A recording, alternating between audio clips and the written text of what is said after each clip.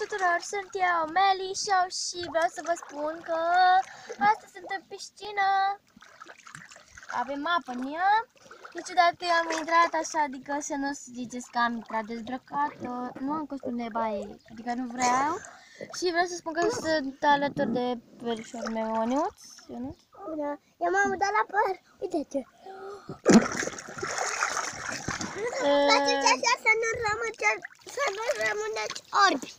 Păi depinde la ce copii, pentru că la unii copii nu sunt.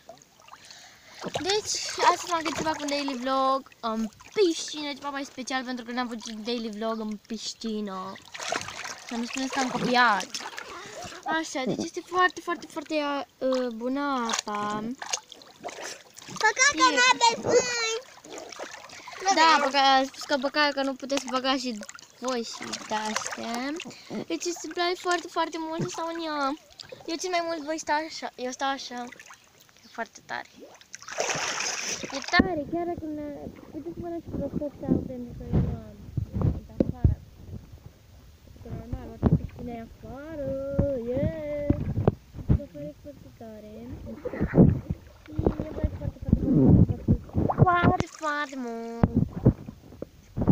Da, mie îmi place. Vreau să spun că sunt vreo 30 de grade sau cred că 35, pentru că în casa la mama era 30, bine, era 20 ceva, adică era bine. Și am mâncat și înghețată și am mâncat tot și a fost foarte bună. Deci uitați, putem să facem o piscină! Yeah! Vreau să ați mâncat ceva? Chiar vreau să mâncat înghețată? Dacă ați mâncat, da, la comentarii!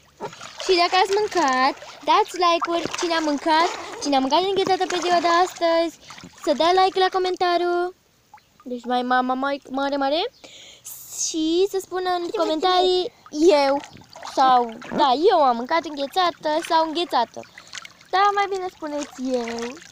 Și foarte tare în piscină, noi ne bălăcim, yay! Cam atât cu acest daily vlog, dacă v-a plăcut, dați un mare like. Abonați-vă la canalul meu dacă încă n-ați făcut-o.